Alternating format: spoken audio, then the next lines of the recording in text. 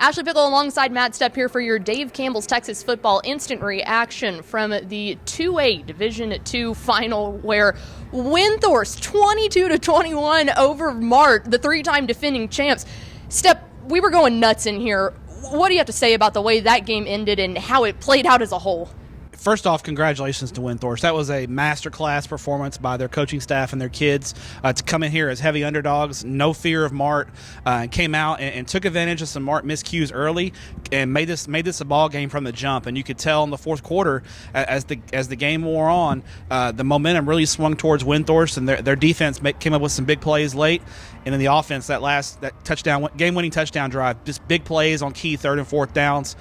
This wasn't really about what Mart didn't do. This was about what Windthorst did tonight. Absolutely, and I think that we've been talking about it the whole time, but you look at where those keys tended to come from the entire game. Kyle Wolf from Windthorst. What do you have to say about the performance that he put up tonight? Especially in clutch situations, in that fourth quarter drive, converting there on that third and long on the slant route, on fourth and long, the tremendous back shoulder fade there thrown by Cy Belcher. He makes a great play on the ball, one-on-one coverage. He just made plays one-on-one, and Mart didn't send safety help over, and he made them pay in the one-on-one coverage. And then how about the guts on Chris Tackett going for it there, going for the win. We were saying go for the win from the jump. They line up for the PAT, and the kid misses it. They get bailed out by an offsides on Mart, which was a clear offsides penalty, no question about it.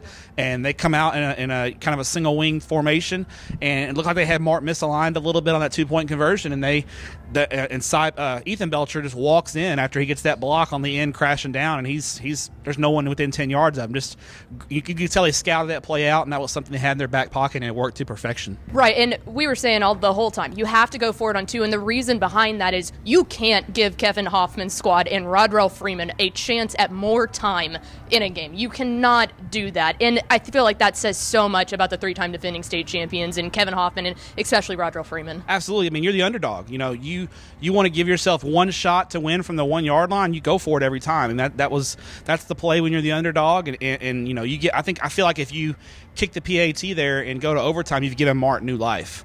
And at that point, Rodrell Freeman 25 yards out, he's a handful to stop. And what's not going to get talked about much in this game is Windthorst.